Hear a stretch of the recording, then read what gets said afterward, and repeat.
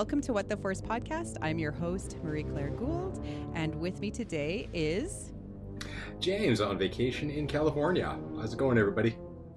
And today we're going to do a discussion, What the Force, all about Rebels, Star Wars Rebels, the cartoon show that started in 2014 as, I would say, almost a sequel to Clone Wars in a way. It was a very different style animation-wise.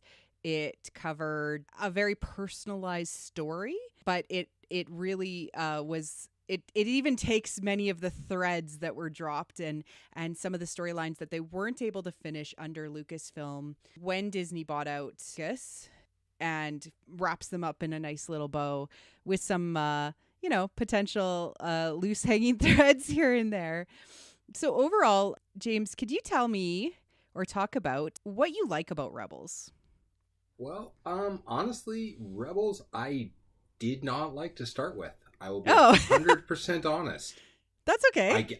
I gave it a shot. I watched the first episode and then it grew on me. But when I first watched it, I was like, oh my God, Disney made a kiddie cartoon. It was very kid-like in the beginning. Yeah. Well, the animation is still very much that, but the stories aren't. I mean, when it started out, it was like Clone Wars really spoke to me. It was one of those, I really enjoyed it. It was some great characters, all 800 of the one guy. Yeah. And some very well-defined characters. And mind you, I rewatched Clone Wars, and when it started out, it was pretty stale too. But I watched, I'm like, and I'm like, I'll give it a shot. Yeah. And then obviously, if I'm going to trust Filoni, I'm sorry, but anybody who walks around wearing the Wolfpack shirt. I know.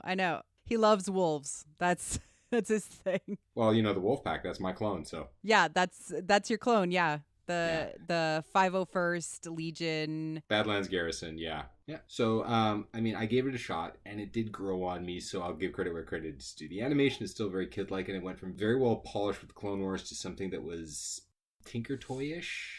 And then really, it's these little characters. You kind of saw how these individuals that really hated each other, just despised each other, kind of grew to be like a family, where it's like, nobody picks on my brother but me. Yeah. I mean, you're watching Ezra and Zed. Those two just about killed each other. How many times over? I know, right? And then they grow to protect each other and, put their lives on the lines for each other, which is really wonderful. So I describe Kanan Jarrus he was described to Freddie Prinze Jr., who plays the character, think of Han Solo, but a Jedi. So that's when he auditioned, he was told to think of Han Solo, but a Jedi. At least at the start. He's grown since then, certainly.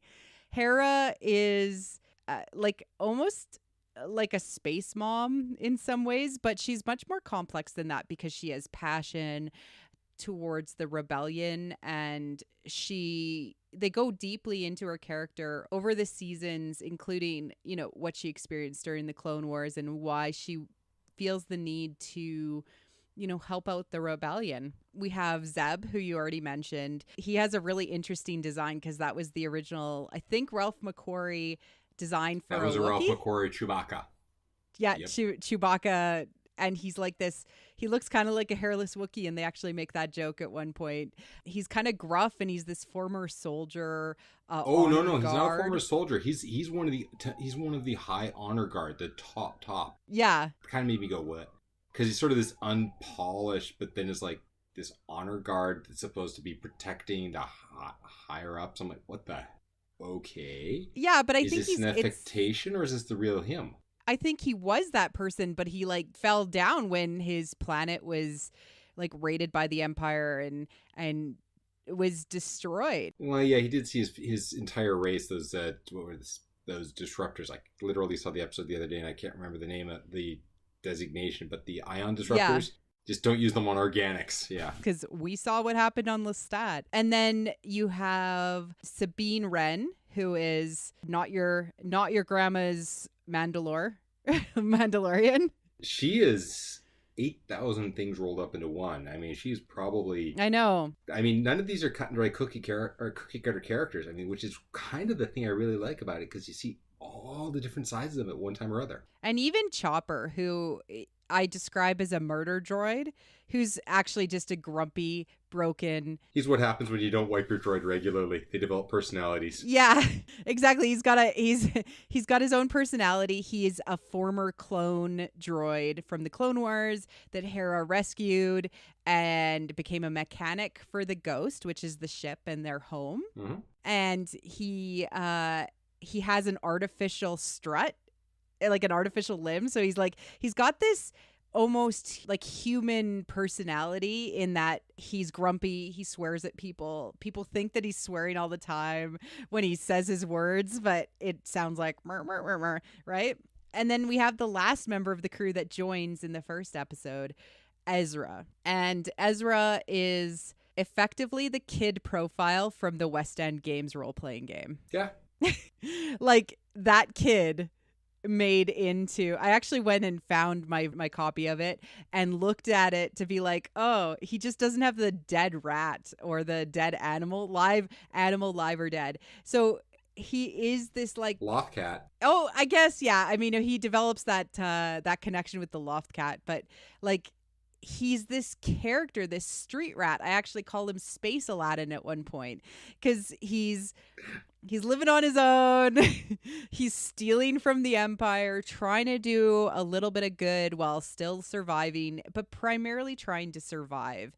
And it seems like when Hera and Kanan collected all of these lost souls and made them a space family on the Ghost, that they kind of saved them from themselves. And in many ways, Hera and Kanan, before this group got together in the canon in New Dawn, they actually saved each other too, because they were both lost. And together they make sense. Yeah. Which is really wonderful, you know? In the first season, we're introduced to this pretty ragtag team. They're almost like a... How the hell do they fight the Empire because they're so busy fighting themselves was one of my first thoughts. Yeah, and they're almost like a Robin Hood and a merry band in a way, because they like try to steal from the Empire and then give back where they can, but make enough that they can continue to steal from the Empire. But they don't have a greater purpose, or so it seems. And throughout the first season, we see them journey towards not only a purpose, i.e. joining the larger rebellion, but also Kanan and Ezra together flow towards the path of the Force and becoming Jedi. I mean, Kanan never became an official knight. He was never knighted. Oh, yes, he did. In the show he is. He wasn't one at the beginning. He was a former, at the beginning. He was a failed Padawan, yeah. A failed Padawan, because during Order 66, it doesn't come out in the show too much, but it actually came out in adjacent canon.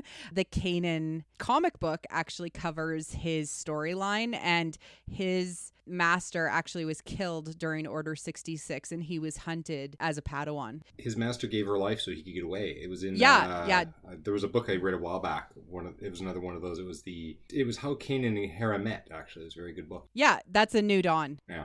Yeah, no, it's very good and covers how they met and kind of the start of their relationship and what they think of each other in the beginning.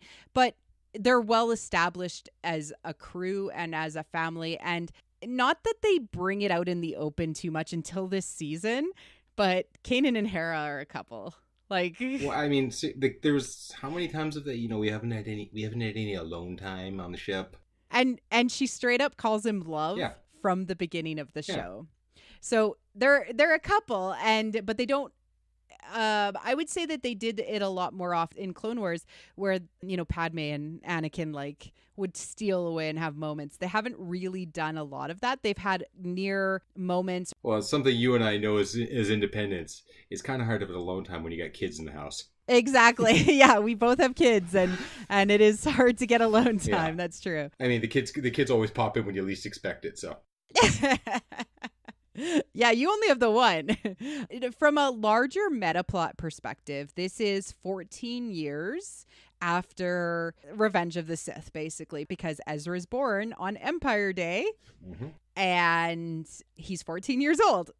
So we can actually place it directly between, Revenge of the Sith and A New Hope, we know exactly kind of when it starts, which is really exciting. Well, let's do the math. We're on the fourth season. He started out at 14. This is probably gonna take place just at the beginning of Rogue One.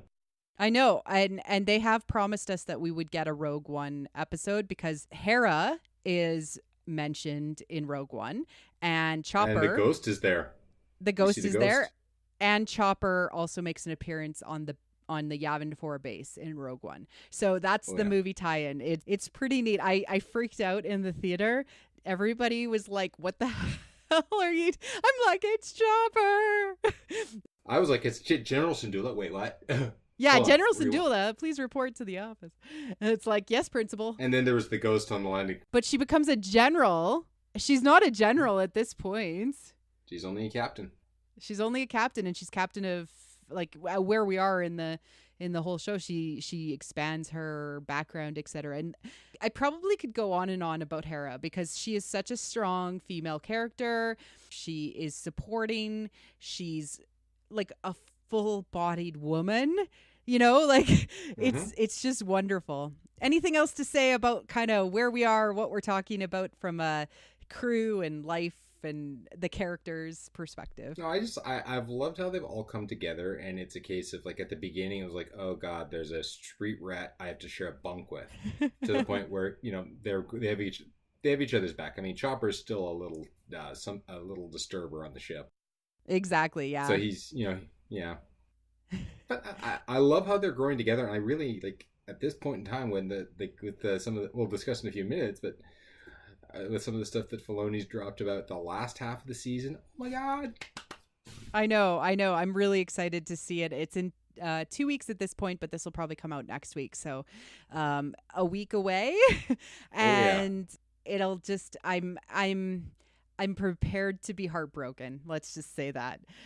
So let me just kind of say, is the larger story, there's a few things to kind of mention at the start of the season.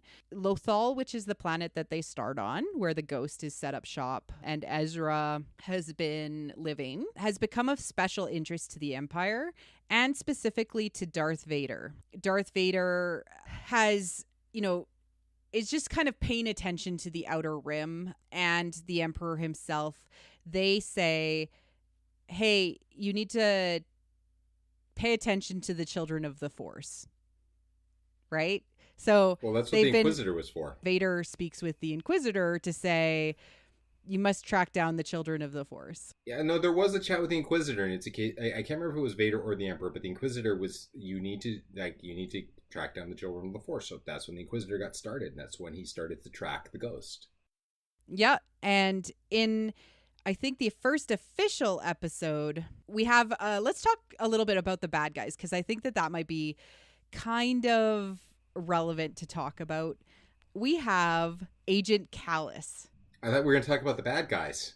Well, I mean, he's a bad guy in the beginning, right? So, spoiler alert. So we have a few people. So first we have the big empire, right? We have the large empire. Darth Vader only kind of appearing as a representative of the Empire and giving orders. We have the Grand Inquisitor, who's played by the phenomenal Jason Isaacs. His voice just lends so much gravitas to that character. We have Agent Kallus, who is comes off during the first season as a callous genocidal maniac. No, a strategic genocidal maniac. Oh, like he's strategic. He's not. He comes off as very callous, hence his name, right? Agent Kallus. He's part of the ISB, which before Rebels, that hasn't been specifically mentioned. That's in new canon. Nothing canon. Yeah, not at all. So the ISB, or Imperial Security Bureau. Exactly. This is the first we get to see what the internal workings of the Empire are. And there's some really interesting new concepts that come out of Rebels and bubble up. It's really interesting storytelling to see, right? Oh, yeah. And then we kind of see, I would say, General bad guys like the odd fighter pilot, or there's two sergeants, I think, or they're two Imperial officers that are always bumbling around and being complete idiots, and Callus is just like always like shaking his head. And then we get the occasional commander, admiral, people, Imperial people throughout the show. So in general, as a Imperial fan, I play both sides against the middle. was there any armor that was introduced that you've enjoyed from Rebels? It's all armor you've seen before, but then we'll get back to the animation style. I mean, I'm enjoying the show now that I'm willing to forgive a little bit, but it's still kind of kiddie cartoon in that style. Yeah, like they really did take it to a cartoony style, but the stories themselves are the stories are pretty good, yeah. And I mean, it's a case of it started out kiddie, and I mean, the animation is a simplified version of everything we've seen before. I mean, Callus is wearing the same stuff that General Veers wore in Empire Strikes Back when they land on the planet. I mean, the stormtroopers, you seen one, you seen 8,000. That's just with a slightly bigger frowny face. Simplified scout armor. I really haven't seen anything that seems amazing. I mean, it's stuff we've seen before. They took it and they've made it into comic style, and you know what? It works for the show. And honestly, there's some people in the Legion who have already made these costumes. They're out there. Yeah, I think it's awesome. I just wouldn't own them. In general, the first season introduces several important Force ideas and then several kind of interesting narrative ideas. The Force ideas are, we've never seen a Jedi temple outside of Coruscant. So we got to see that kind of for the first time on Lothal, and it was kind of part of the natural makeup of Lothal. Like it was its own like little hill, which was really cool. You can die in a temple if your Padawan doesn't do what it's supposed to do. That was really interesting. I was like, whoa, there's like skin in the game.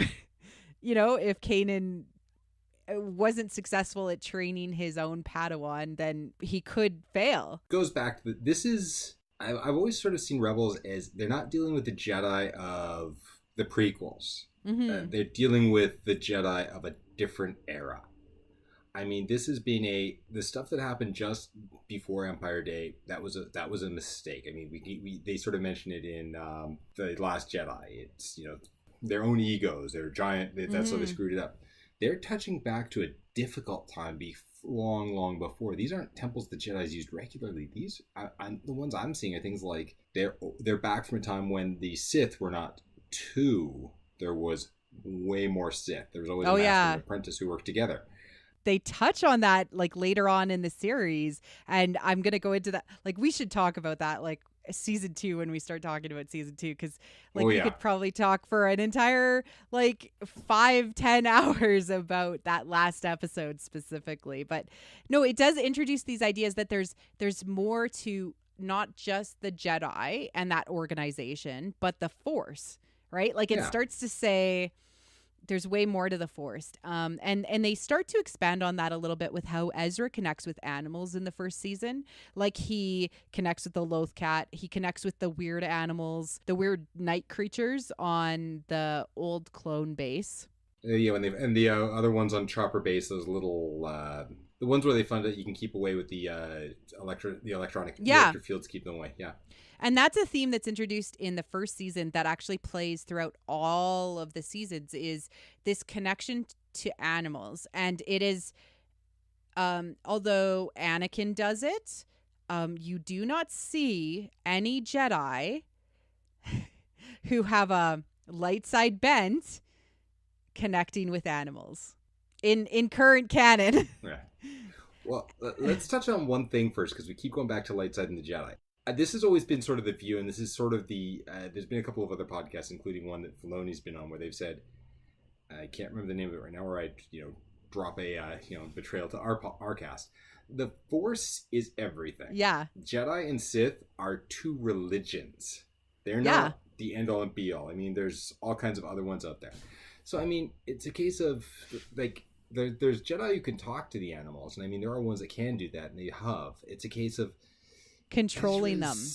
Yeah, well, that's just it. It's That's the not good side. It's when you start influencing others.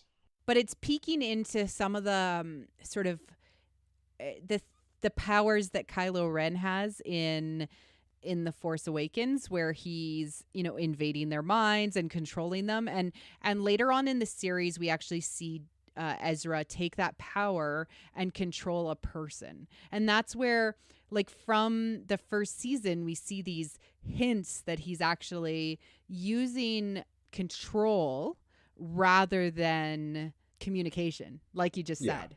Right? So that's what I'm trying to say. Oh, yeah. I mean, they're like Ezra and Kanan are not true light side Jedi. They're kind of gray almost. They're more along the lines of a Qui-Gon Jinn. Whatever it takes to get the job done has always been my feeling on those two. Yeah, and I don't know that the light side Jedi were ever truly light side, but it's a matter of how do you balance yourself as an individual. And Ezra himself is a broken person in many ways. Kanan himself is a broken person. So how do you come over, and this is a big theme in Star Wars in general, your own guilt? And no, that's exactly it. I mean, a lot of these characters seem to be like Kanan. He's drawing his moral compass from Hera. Mm-hmm. I mean, he would quite have if you go back to the book, he would have quite happily drunk himself into oblivion if he hadn't found her. Yeah. He'd have done his best to stay back in the shadows and never be seen again. Ezra would have eked out a living. Yeah, no, he would have just tried to survive, Yeah. So at the end of the first season, we have a showdown between Kanan and the Grand Inquisitor. The Grand Inquisitor ends up kind of teaching Kanan everything he knows about, trying to be a Jedi, even though he's not. Who does he have? Like, how to use a lightsaber? He learned it from the Grand Inquisitor, unfortunately, because of having to fight him. Well, the Grand Inquisitor was fighting him. He's like, well, you're using this style. It was obviously your master was this, and it's like, okay, there's a true academic. This guy spends all of his time. Like, the Grand Inquisitor's job was to figure out how to defeat the Jedi, so he learned as much as he possibly could. And if you're really interested in this character, the newest Darth Vader 2017 actually has background on him and the other Inquisitors. The new comic, yeah. Or the comic that just came out last year. I'll definitely check that one out. Yeah, Seventh Sister's in there too, which is really exciting. Oh, she is an awesome character. Well, speaking of season 2 now. Season 2! No, it's perfect. Yeah. The start of season 2, we have this grand entrance of Vader. Not everything is right in Lothal, and Vader is, I don't know, pissed off. So he just decides to come and waltz in and fix the problem with the blessing of Governor Tarkin, as Lothal falls under his purview. Grand Moff Tarkin, I apologize. Governor Price, who is the governor of Lothal, and Agent Kallus, who is there as well. Mm-hmm. Suddenly, we have the Empire converging on Lothal because they feel that, and this is really interesting to see the Empire's, I don't know, logistics at work, operations at work. They see a rebellion or a rebel cell, a spark, and they're like, no, we must. Well, they got two choices. They can either admit to the galaxy, one, hey, look, these people are more trouble than they're worth, or two, they can squish them and make an example of this planet. And they can't walk away, because if they do, that spark is going to grow into a fire really quickly, because other planets will go, ooh, look, we can get away with stuff too if we push them hard enough, they'll leave us alone.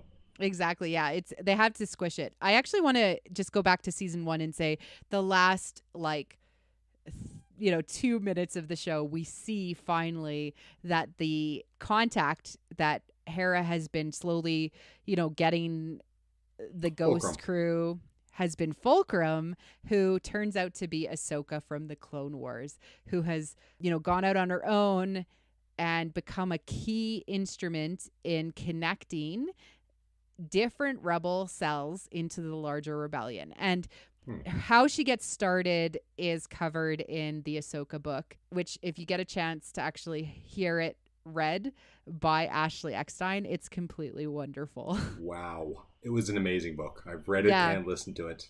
Yeah, I read it and then listened to it because I needed to actually hear her voice. And the funniest thing ever is hearing her do Rex's voice.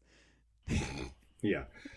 Anybody who ever gets a chance to at the convention, Ashley is a sweetheart. She is such a nice lady. She's I met her at Celebration briefly for about 3 whole seconds, but I was watching her fangirl over a bunch of the Ahsoka cosplayers on the staircase when the photos were being taken, and she had to get a picture with all of them. And you gotta love it when the stars fangirl over you. She is actually like Ahsoka. Like I love this character so much. The character has had such a good storyline. I wish they would just do an Ahsoka movie. Like I don't know. I love her so much, especially like that we've gotten to see pretty much from her as a young teenager all the way through adulthood and potentially even more. I'm holding out hope. So yeah, Vader comes back. He in the first episode, which is kind of cool, he sacrifices one of the ministers to trying to catch the rebels, but they manage to escape. They hang out with one particular additional cell, the fleet, a part of the rebellion, because that's not the whole fleet. It's just a little chunk of the fleet. And end up recruiting some really interesting folks in the kind of first official episode after the premiere. Do you want to talk about Rex and Wolf and our good friend? Oh my, that episode, it was you knew they were coming back because it was there, but I'm like, well, there was 3 clones. There was Rex, there was Wolf, and who's the third? Yeah. I mean, there was a whole lot of chat, but when that episode happened, I was like, okay, well, let's see what happens. Let's see how they cover it. Because, I mean, these were 3 very, very powerful characters. I mean, yeah. Wolf is in charge of the Wolf Pack. He was, he was a commanding officer. He's one of my favorite characters because, well, I am a Wolf Pack. Well, he was under Plo Koon's, Yep. regiment, right? And they covered that. Oh yeah, he was that. Mm-hmm. And he was under Plo Koon was his general. But I mean, in the movie they covered it. Plo Koon got taken out by a pilot, not by a wolf. Not by Wolf. Yeah. What was happening? And that was always one of those. What's happened to them? Because they didn't. But mind you, back then they didn't create the wolf pack yet. Yeah. They didn't really give him a whole backstory when they made the movie, because that came later with the Clone Wars and kind of filling in the gaps. Yeah. And I mean, they did that, and I love that episode because I mean they bring back the 3 clones, and it's like, and they say, well, look, we didn't follow the order, we took it out. Yeah, You always have a choice. Yeah, I love how they're basically old men on a fishing troller. Oh yeah. I liked Gregor. That guy was funny. He was completely batshit insane, but he was funny.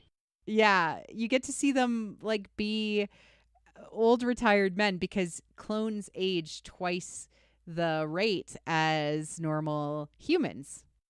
I don't know if I buy that. These guys were probably in their, well, I mean, I thought if we doubled the age, 14 years later, I mean, if we did 14, that would be 28 years, and assuming that they were 30, well, yeah, maybe they do. They're almost 50. Yeah, they're almost 50. So yeah, by the time Return of the Jedi runs around, he'll be in his 70s or late 60s, early 60s, somewhere in there. So in his 60s. And they're still trying to fit him into scout armor. I know. Darn discount armor. Sorry, folks, not confirmed yet. I don't know. He's in that armor in the trailer. He looks too much like the character. I know.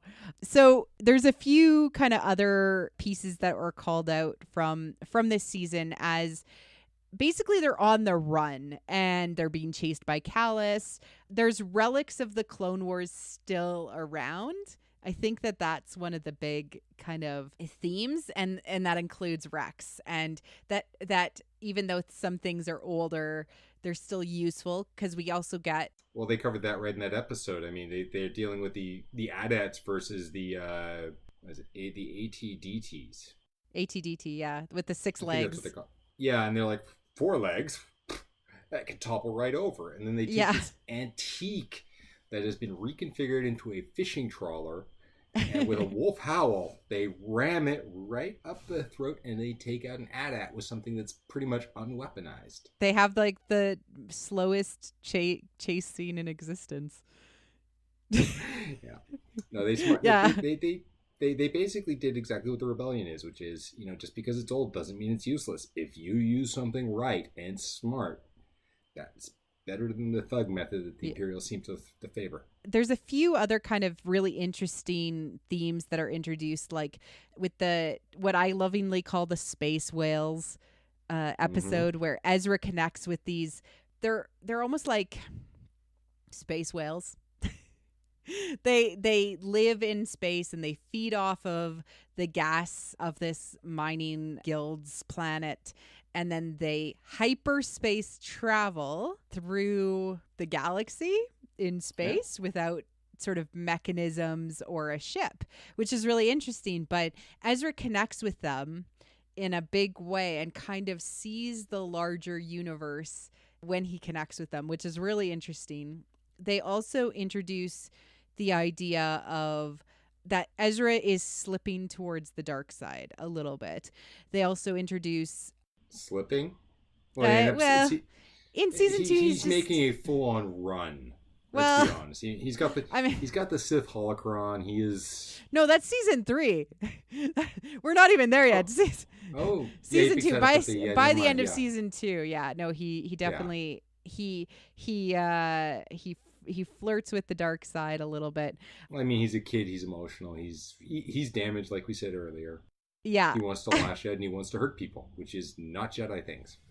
No. And there's a lot to do with just, like one of the main things is old things are still useful. And we see that with the clones and we see that with AP5. We like at the end of the season, as he becomes friends with Chopper, he's this, old, very useful droid that has been put and relegated to inventory duty. But he's smarter than that, and he has a lot of information. Chopper himself is covered, a fair amount throughout that season as being more useful than kind of people give him. It's a really interesting season for that, and it's all culminated with that theme, that main theme of, things that have been lost or overlooked for years. Overlooked for many years are still out there, with Maul returning at the end of the season. Mm-hmm. Right? And he has been overlooked and bypassed. And so before we go into that episode, because it kind of just ties all of these nice little threads together, I just wanted to talk about Ahsoka and kind of how she influences the Force themes that happen throughout this season. So Ahsoka shows up at the end of the last season, and she's highly influential in Ezra and Kanan's conversations and their movement towards the Force. There's an episode called The Children of the Force where it mirrors an episode of the Clone Wars where the dark side, these new Inquisitors, fifth brother, seventh sister, are tracking down children of the Force. Families with Force-sensitive children. The Inquisitors are taking these Force children to Mustafar, which Ahsoka has been monitoring because she has sort of a interaction with Lord Vader via the Force.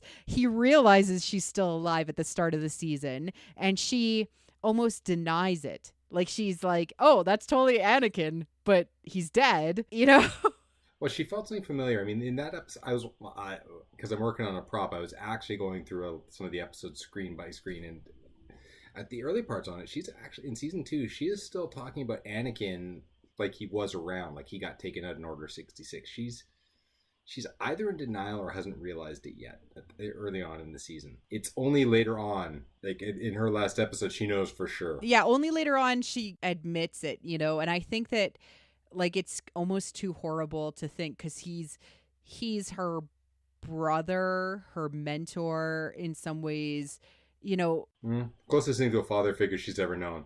Exactly. I would say that Plo Koon is the runner up in this, and Obi-Wan is the other. It was like my three dads. Well, there's dad, and then there's the fun uncles. Yeah.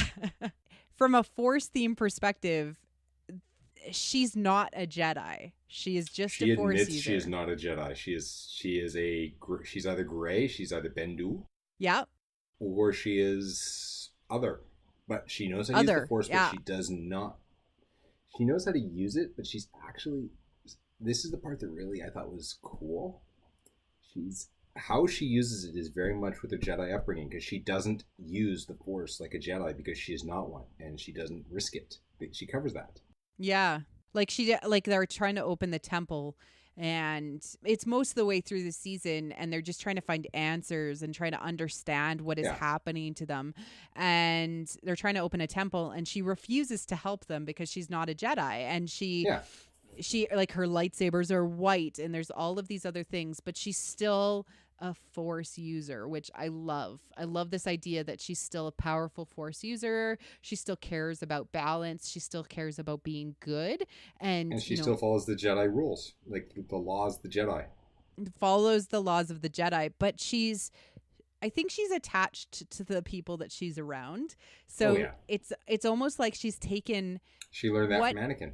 What Anakin should have been able to make the Jedi. Yeah. Which I love. So this all culminates. Ezra gets to meet Yoda in a space dimension. Mm-hmm. Where he's sitting on a log.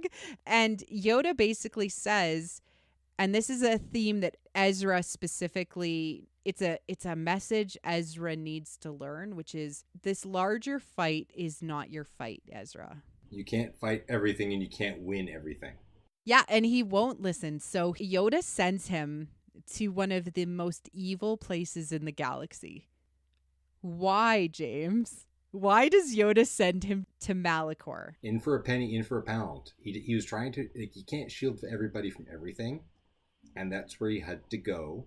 I mean, Yoda's always been, he's been batshit crazy, but he's always sort of understood the big picture. He's always understood the long term.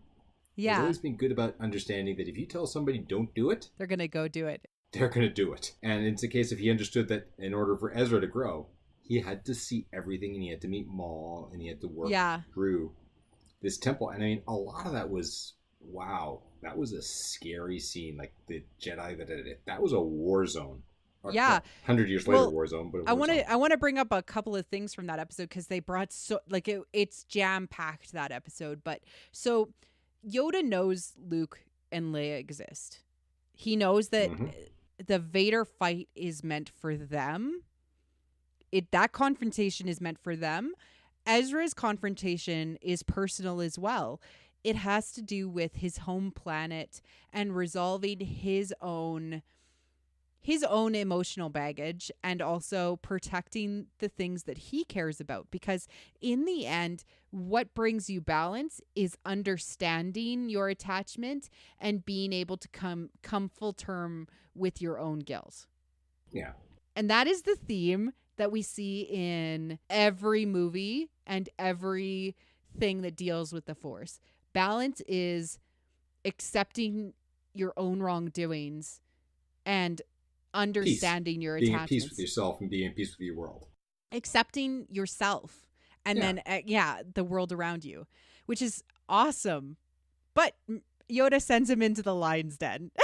He couldn't stop him, and Ezra was going to go there. So, if you imagine sort of the big picture of it, Yoda probably said, if I send you there now, you'll get a head start and you'll survive after getting your ass handed to you several times. Yeah. And you're going to learn more from your mistakes. If you delay by a couple of hours figuring out where to go, I give Yoda credit. I mean, there was probably a plan of this. Like, he probably understood that now is the time for him to go, and he'll get his ass kicked. If he arrives a little bit later, then the Inquisitors will already have the holocron, and Vader will be there. And basically, by the time he arrives there on his own, he'll get his ass handed to him and not survive. Kind of idea? Yeah. Makes sense?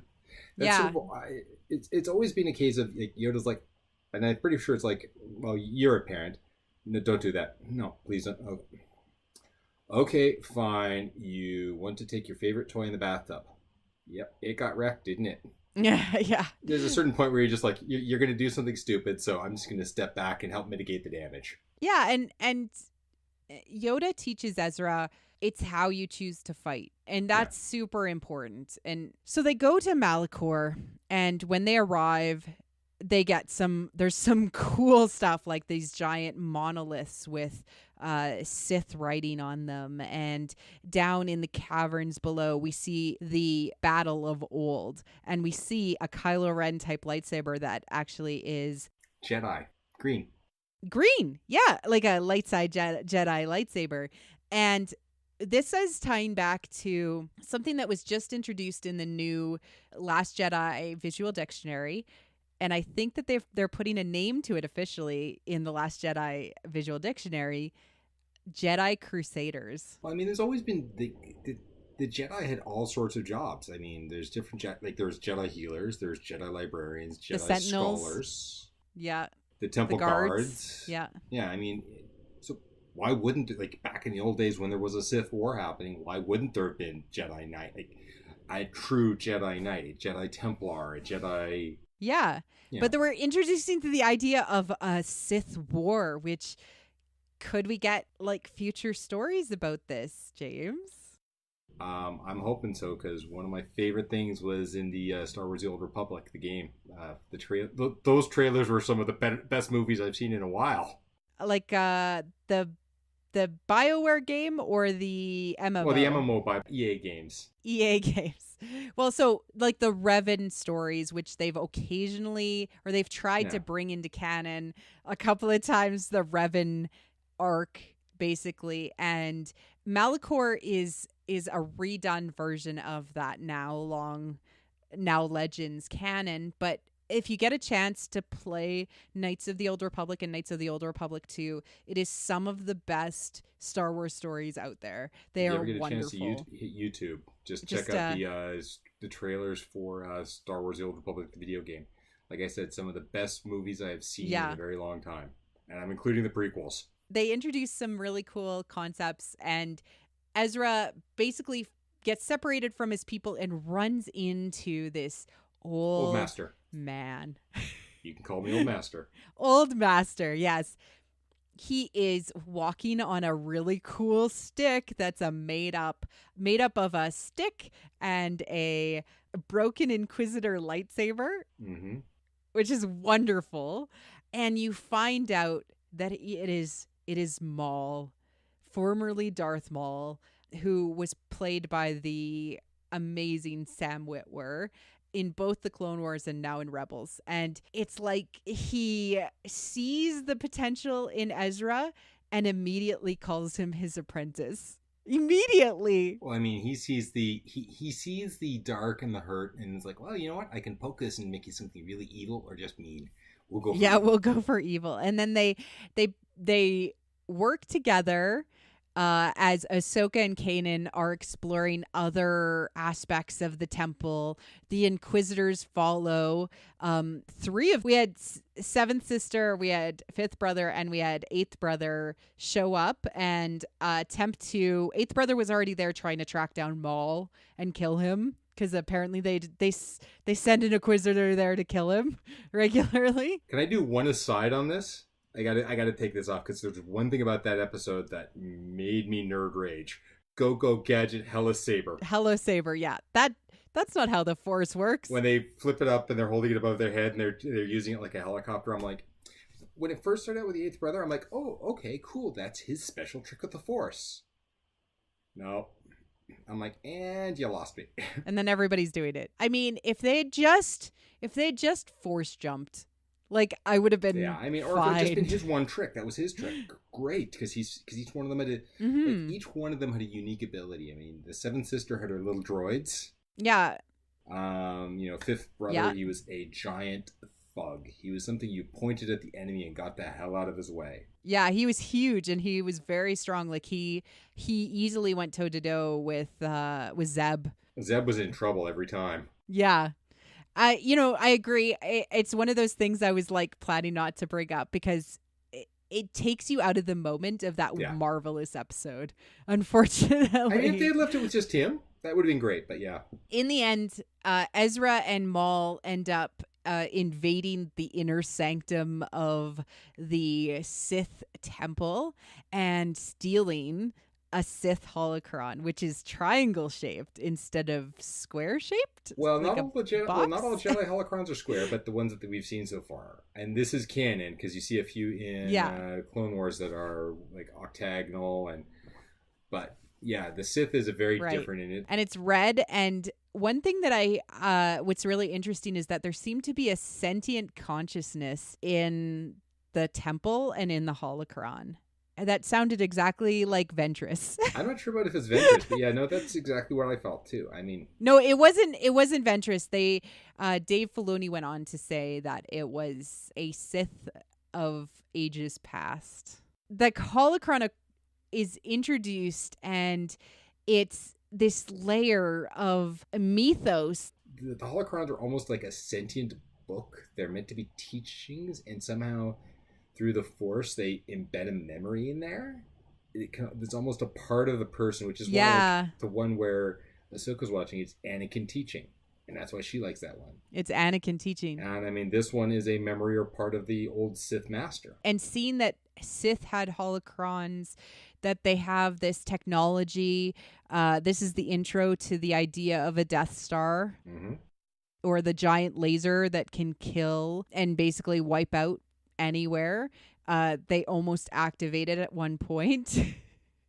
And push comes to shove, Maul and Ahsoka and the Inquisitors all end up at the top of the temple together. Ahsoka and Kanan, of course, don't trust Maul. Ezra is more trusting of Maul because Maul is telling him what he wants to hear. Yes, that's true. You can use the Force and get what you want. You can use it to get revenge. You can use it to get this whatever it is you want, and that's the appeal of the dark side. I heard a really interesting sort of behind the scenes conversation where Taylor Gray, who plays Ezra, who knew nothing of Star Wars, unbelievably enough, before playing the character, was having Freddie Prinze Jr. and Sam Witwer kind of talk to him about the mythos of the Force from both of their perspectives. Freddie Prinze Jr. is a martial artist.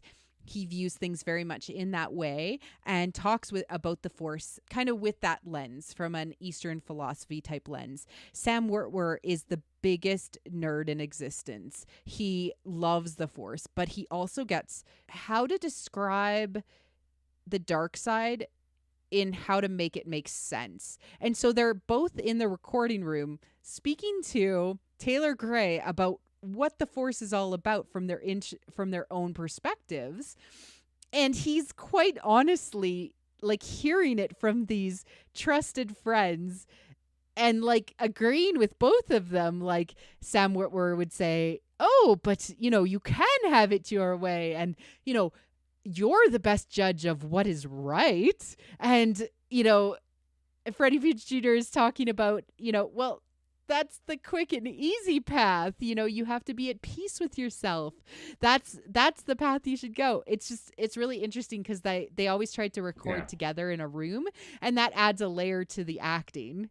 That's actually cool. I did not know that one. Yeah. So at the climax, Maul sort of betrays them for his own selfish reasons. Wow, what a surprise. They take out the Inquisitors as a team, and then Kanan is blinded with a lightsaber. Well, let's go back for a second. Most of there was one really good scene you're missing there. When Seventh Sister bites the dust. Oh, yeah. Because basically Ezra has a free stroke at her. Maul catches her, has her force stroke. Because Maul he's no badass. He's caught her and she's hanging there. And he's like, okay, free for all, pinata, swing for the cheapsies. Ezra's, I can't. It wouldn't be right. Right. That is like Ezra's. His compass might be broken, but most of the time it does point north. And that was the moment. That was the moment when I realized that there's a good. That was the moment. And Maul was like, and then he's like, okay, and I'll take her out now.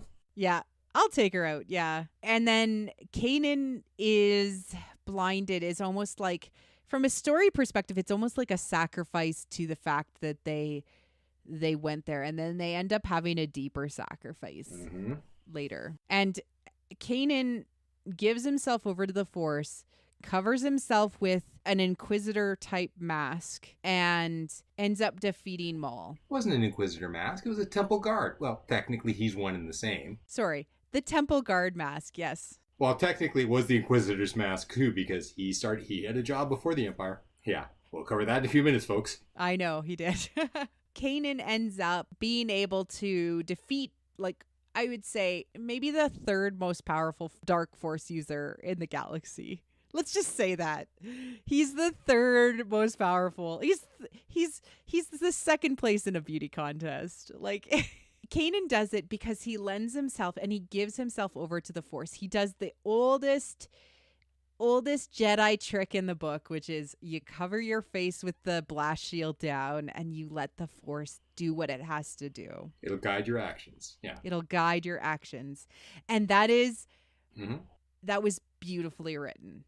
Now, that was probably one of my favorite episodes of the entire series, between that and, the bringing back of the clones. And then the climax of, I would say, Clone Wars happens when Vader arrives on the scene.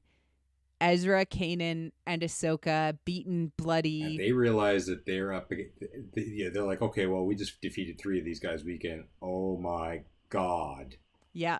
He's there. We're flyweights. This guy is the galactic heavyweight champion walking on the field, and we can't even slow him down. Yeah, he toys with them. Like he just utterly. It's almost laughable how much he is just overconfident. Yeah, but he's toying with them in his verbalizations, in how he smacks around Ezra.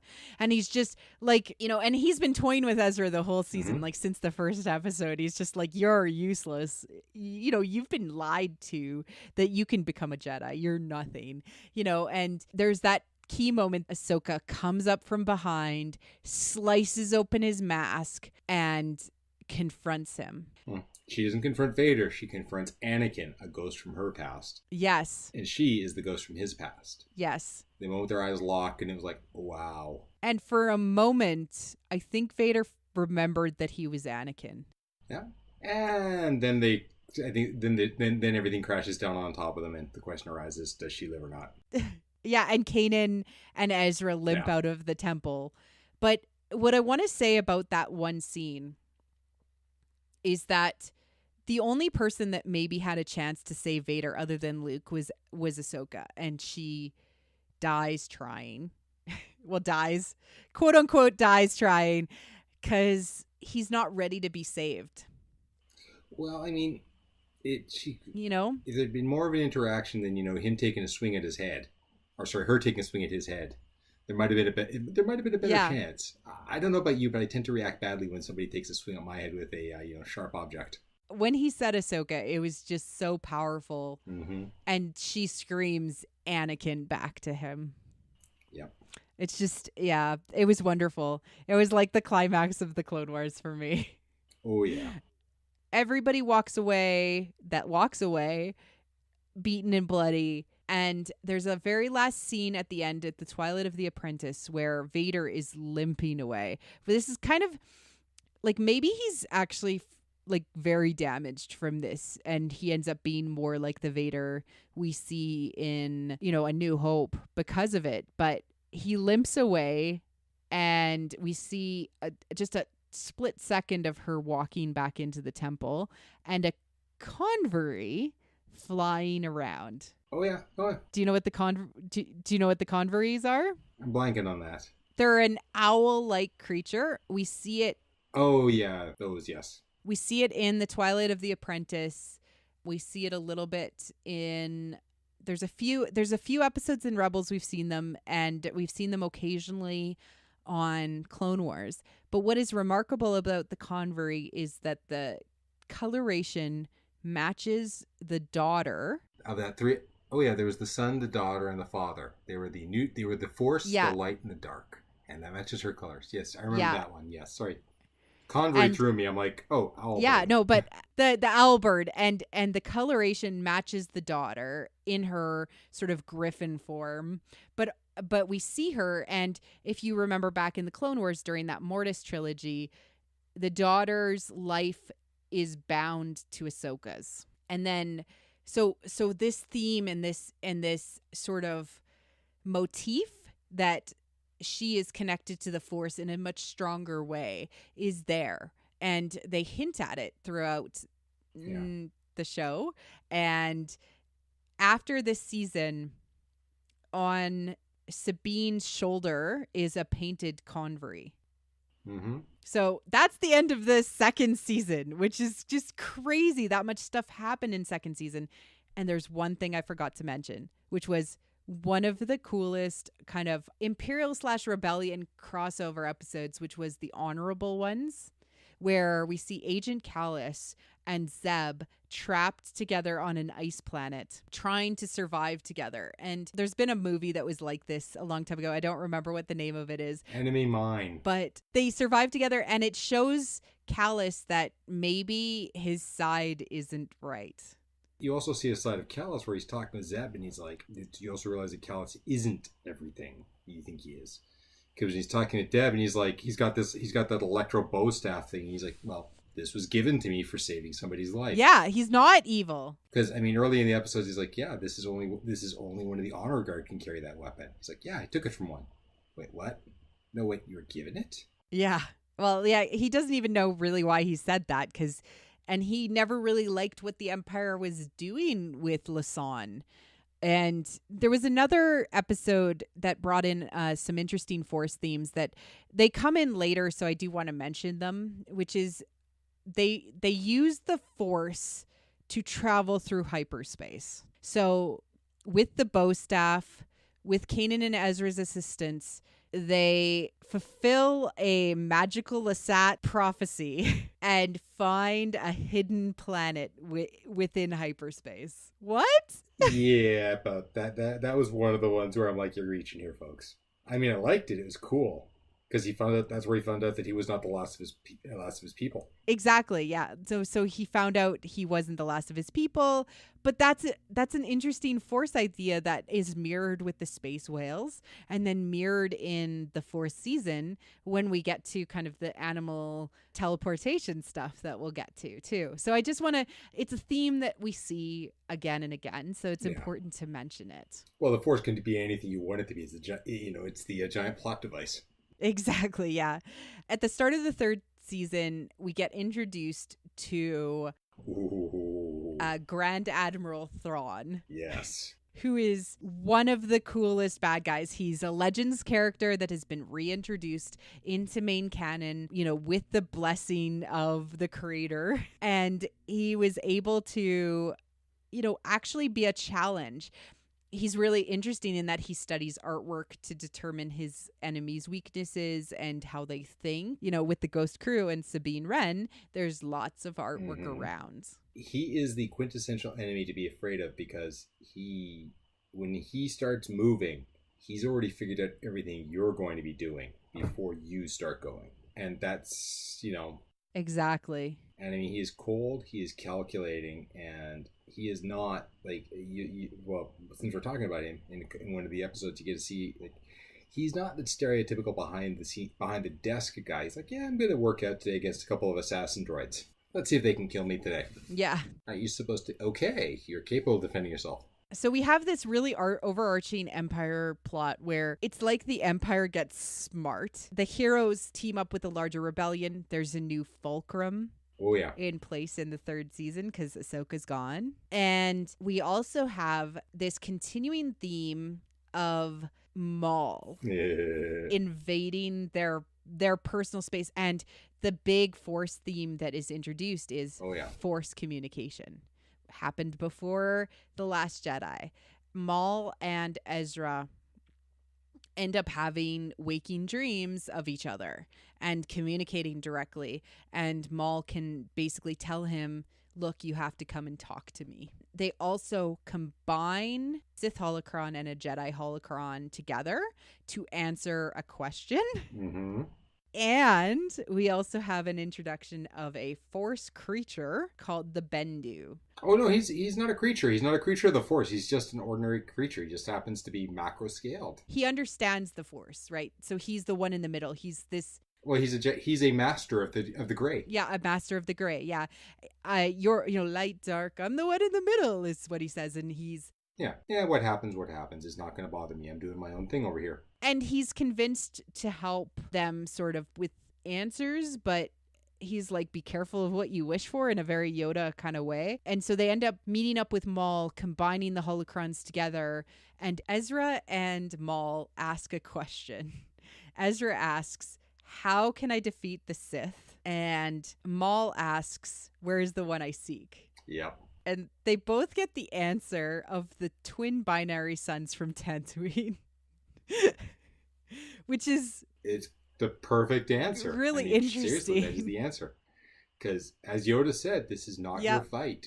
It's going to be the whiny kid on the moisture farm. Exactly. It's not your fight. So through this, season, we see, introduction to Wedge Antilles. We see, different like Imperial tactics where Thrawn's influence ends up making things more difficult for the rebels. They end up losing a lot more. Well, it's because they're no longer fighting. Like they're no longer fighting the Empire that's going smash, smash, smash.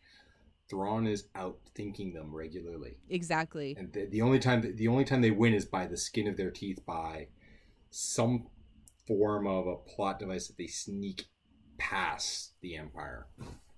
There's no more straight out victories. Mm-hmm. And we end up having these threads interwoven from both A New Hope and from Rogue One. As Rogue One came out kind of midway through the season, we get the next episodes after that, we end up seeing Death Troopers. It's called The Ghosts of Geonosis, and we see our good friend Saw Gerrera, who appears in Rogue One and also was a character in the Clone Wars. So we get like a really interesting arc for that character through the different canon, where we actually get to see some of the things he's gone through and why he has some trust issues by Rogue One, including we get these like layered hints. And if you're a kid who's like watching from the beginning of the Phantom Menace, and then you watch all the Clone Wars, and then you watch Revenge of the Sith, and then you watch Rebels, you get to see all these hints of that they're building a Death Star.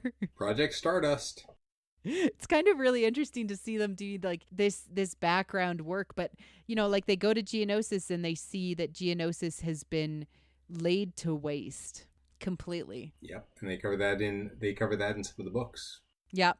Because something very big got manufactured in orbit and they didn't want any witnesses. Yeah. We also get a lot of background on Mandalore and some of the politics as Sabine decides to finally face her family that she ran away from because of the shame that she helped design a weapon. The anti-Mandalore weapon.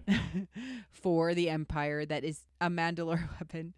And she was shamed. She ran away from her problems, basically. And so she ends up kind of coming back to them with the Darksaber that her and Ezra stole from Maul, which he still had from like years and years and years before in the Clone Wars, when it's a one of a kind claimed praxis in a way over Mandalore. And in the end, the season ends with kind of two finales, almost the Force finale and the Empire finale, which is again a major theme in this show. Is there's kind of like the storyline of the Force and there's the storyline of the Empire. And the end of the season for the Force is Maul needs to find an end. And Ezra goes to Tatooine. Maul chases him and he finds an old friend. Oh yeah. And it's one of the most wonderful scenes. That was another one. I loved it and I hated it at the same time because they built it up, and he flattened Maul like a pancake, folks. I mean, seriously, you're dealing with somebody who's been holding a grudge for years against a battle-hardened Jedi. You're not going to do well. Yeah, exactly. Beat him hands down, and he used like the style that he is more known for in A New Hope. They made his animation look more like like how he looks more like A New Hope. They got a different voice actor to do his voice. James Arnold Taylor does his voice in the Clone Wars and in the first episode of Rebels, but they got a different voice actor to do his voice, so it sounded more like A New Hope because they were closer in the timeline. I think we're only a year or two out in the third season. Yeah. So it was just, it was just one more thing to bring it all together. And Maul in one way wanted to win and kill his enemy, or just have a way to end it all. And Obi-Wan gave him his wish in a way. And it also goes to say something too. A spoiler about New Hope. That was not a lightsaber duel. That was a conversation with swords present. You can't beat me. Obi-Wan kind of Ben Kenobi kind of tells Ezra to screw the hell off and never come back to Tatooine in a way, If you bring the Empire here, I'm going to flatten you like I just did him. Yeah, exactly. Because guess what? I'm protecting something. And Maul even calls it out. He's protecting something. That's the only reason he'd be here, it's just wonderful to kind of see those things. Well, I mean, Obi-Wan had become peace. He'd found peace a long time ago, and he did not want to fight. But he's like, he wouldn't have fought if it hadn't been a case of protecting the kid. So then the end of the kind of Imperial thread is that Thrawn figures out that they are on Chopper Base and decides to attack and destroy Chopper Base. The only reason the rebels get away is because Bendu decides to... He brings the thunder. He brings the thunder, and he brings the... He brings a force storm. Yeah, and he almost makes Thrawn fear the Force. Thrawn didn't fear the Force before that. Thrawn didn't fear anybody because Thrawn was smarter. This guy was something completely unplanned, and he didn't know how to handle it. And he did outsmart him in the end. He's like, fire in the dead center. But what happened to Bendu? Where is he? Yeah.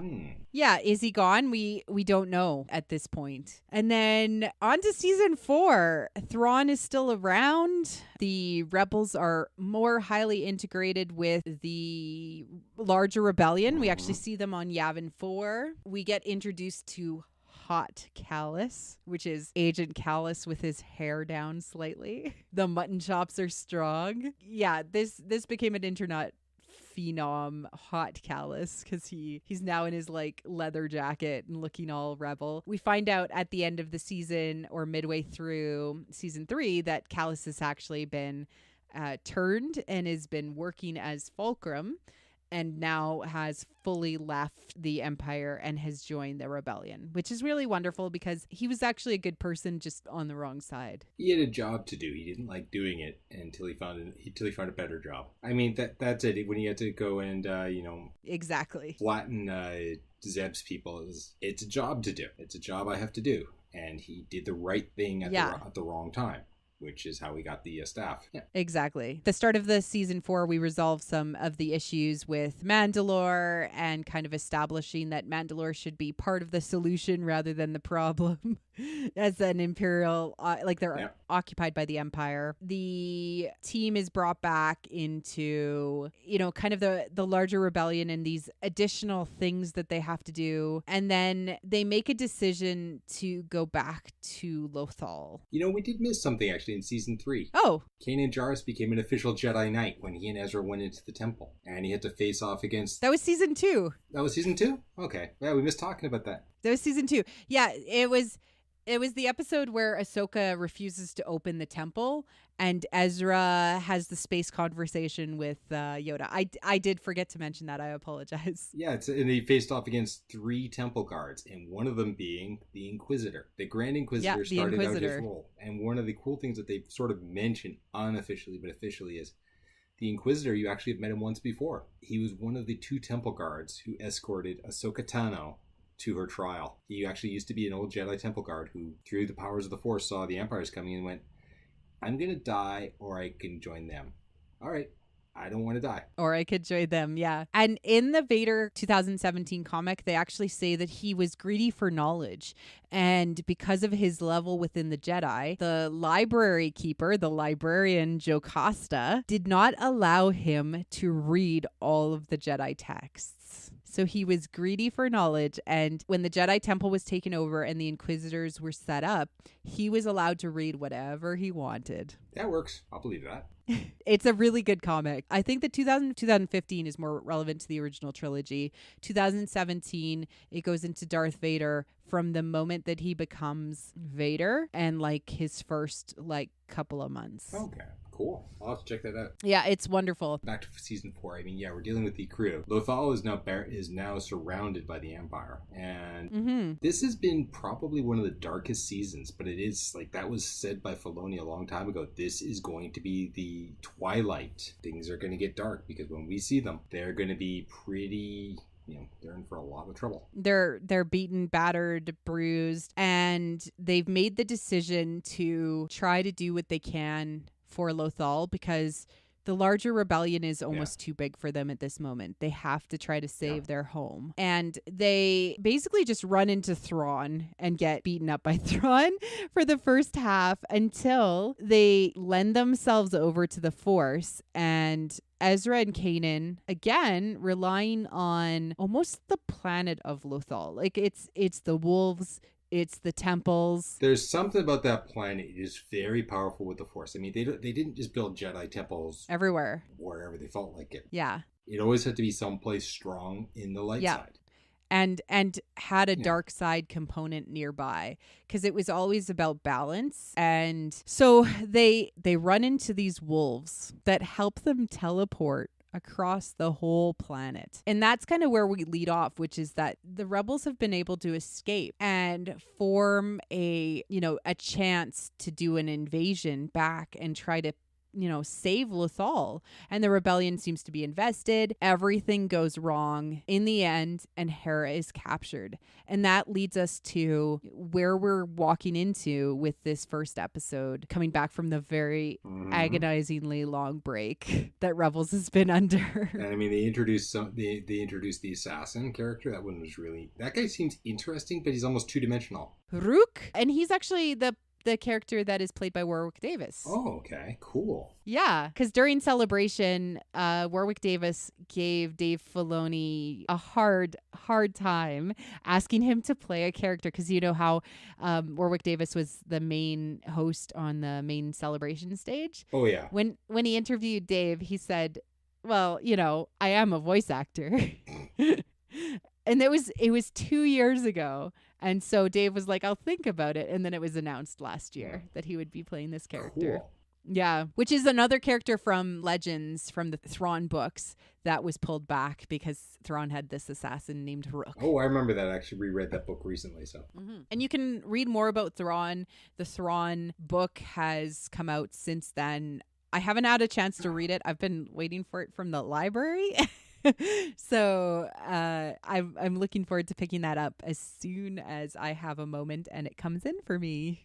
I probably could loan it to you if you want to borrow it. Oh, okay. Well, you're in California right now, so as soon as you get back, I want to talk about kind of the main themes going into the end because there's a few things that we kind of need to just briefly touch on, and then we can wrap it up and say this is where we're at. This is everything leading up into the last few episodes of Rebels. If you needed a recap because it was 2 long months and 4 years of time, what's important to you is what's important to the Force. What is personal for you is how you find balance in the universe. That's a really big, important theme of Star Wars. And it comes up again and again in Rebels. It comes up again and again in all of the saga.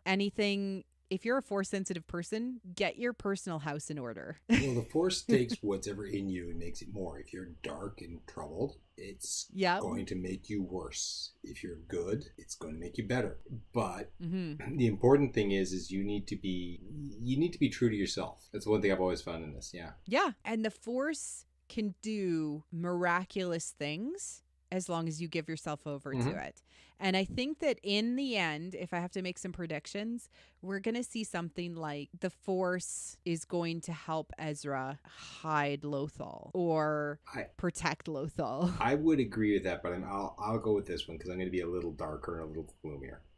By the time A New Hope comes around, and by the time Rogue One comes around, there are no Jedi. Kanan's gonna die. I think Kanan and Ezra are not coming out the far end of the series. How they do this? Yeah. You may have got it. They may protect Lothal by taking it to where. Another dimension. That's exactly what I was thinking. Yeah, the Lasat. Yeah. Maybe that's the breadcrumbs, because Dave Filoni has stated many times, because early complaint during the Rebels first and second season was, oh, it's another filler episode. Well, he said very clearly there's no such thing as a filler episode in Rebels. Mm-hmm. Everything is a breadcrumb, even if it's small. So we have space whales. We have the Lasat. We have, the Lasat force travel. We have the wolves traveling through the planet. I think that's the key to this, is that, you know what? The Force is weird and wonderful. It's a giant plot device, folks. Yeah, I mean, but they've been laying the breadcrumbs for it, so all of the precursors are there to bring the puzzle together. Oh yeah, I mean, I'm looking forward to seeing what happens with this. This could be very good. And so we get only 3 weeks of 2 episodes every week, and then it's done. And then hopefully we get to find out what's up next. Oh yeah, I mean.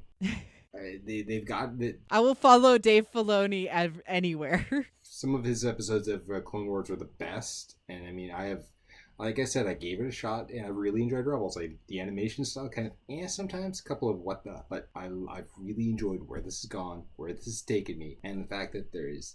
Like my 6-year-old son and I can watch it. He'll enjoy the episode, and I can enjoy the episode. And there's a layer for you that's way darker that goes past his head. Oh yeah. I asked my children a little bit about Rebels and kind of what their favorite episodes were and who their favorite characters are. And Will's favorite character is Chopper. And Robin's favorite character is Sabine. She wants me to make some Mando armor for her. So I might get around to that.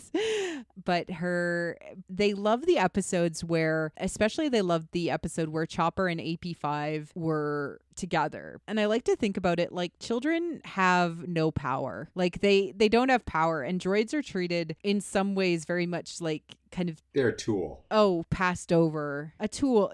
But children identify with droids. You see how many children love R2D2. They love Chopper. They're there, and they'll be paid attention to when they need to, but they're not always, acknowledged in the same way as adults. Yeah. So it's really interesting that children sometimes identify with droids, or at least droids are their favorite characters in it. I just find that really cute because George Lucas even described droids as the toasters of the Star Wars universe. Yeah.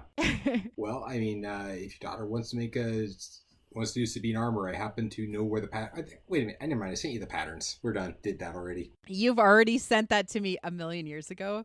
I just work. It's a lot of effort. Says the woman who made a set of Lego costumes for her kids. That was out of cardboard, though. That was easy. Not much more difficult. I might start experimenting. We'll see. I mean, I think that the paint job would be super interesting to do with my airbrush, because to get it right, and the artistry behind Sabine's armor is really cool to think about. Oh yeah. And that's actually what in the Legion, a lot of people who got Sabine's armor have a huge amount of fun with the paint, and other ones have a huge amount of air quotes fun with the paint job. I think it would be fun. Yeah. So any kind of final thoughts on Rebels? Kind of, I guess, just wrapping it up. Rebels. What's happening with the rest of the season, I'm looking forward to seeing it. I want to see how Ahsoka lives. I want to see what happens with her.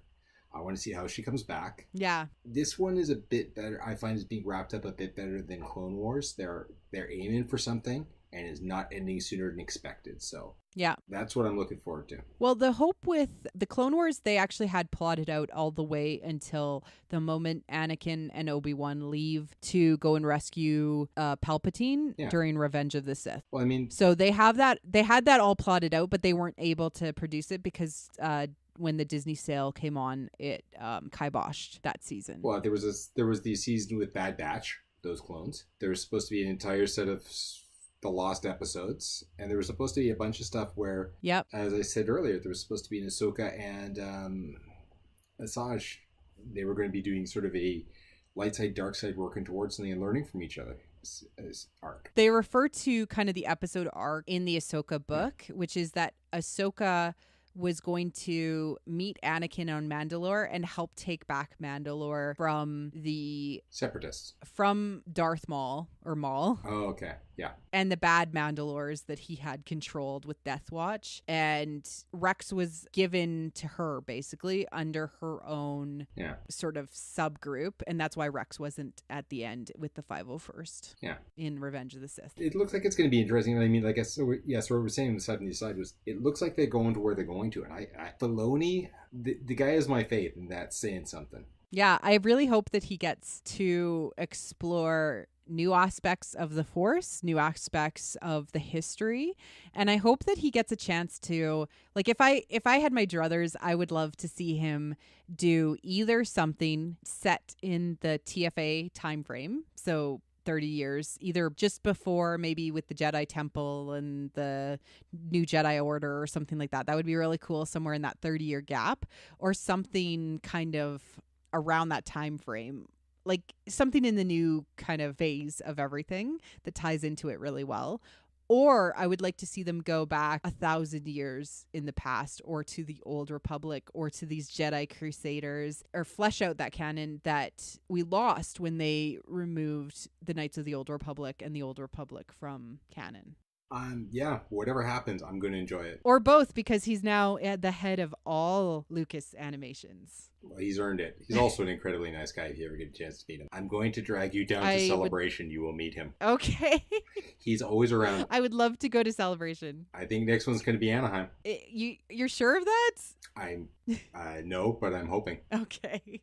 No, I really do want to go to Celebration. I'm a little nervous because I love Star Wars, but I get nervous around a ton of people. That's my own. Surprisingly, there's less people at Celebration than there is at Calgary Expo. Really? They do a lot better job of it. I thought it looks crazy busy. Oh my God. I always watch the live streams. So like, the Galaxy stage with David W. Collins, who's like one of my favorite people, and of course always the main stage. I like watching the droid builders too, because it's like the things that I don't know about Star Wars I like picking up. Okay, so is there anything last you want to say before I sign off? And I've really loved the animation because they've done a lot of stuff to like a lot of the background and a lot of the Easter eggs you get in the later movies. Like, I've really enjoyed what they've done, and I'm looking forward to seeing how the season ends, because I mean, this is going to take us right up to Rebels, right up to Rogue One. At least it might take us past Rogue One. I don't know. Like, Rogue One is 4 days. Come on. They said originally last year that there's going to be an episode from Hera's perspective for Rogue One. Okay. Well, then I'm looking forward to it. Yeah, we might see the behind the scenes of Hera's perspective of Rogue One, but that could be the last episode of the season. Yeah. We've got less than a month to go, so. And to see how it finally ties into canon officially, like everything kind of neat little bow. And now, what does that look like? Yeah. All right. All right.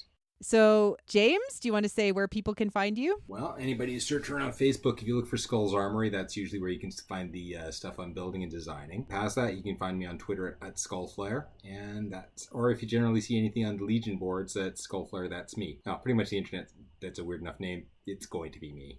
It's pretty much you. Thank you for joining me today and having this very in-depth conversation. I look forward to watching the Rebels episodes and then discussing them in detail with you, if possible. We should probably do a reaction episode on them, just recording our reactions as they go on. I'm Marie-Claire Gould, and this is What the Force, and this was our discussion of Rebels so far leading up to the end of the season. You can find us at whattheforce.ca or on Twitter at WT Force Show, or you can find my personal Twitter at Marie C. Gould.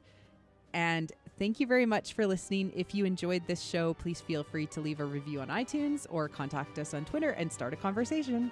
Cheers.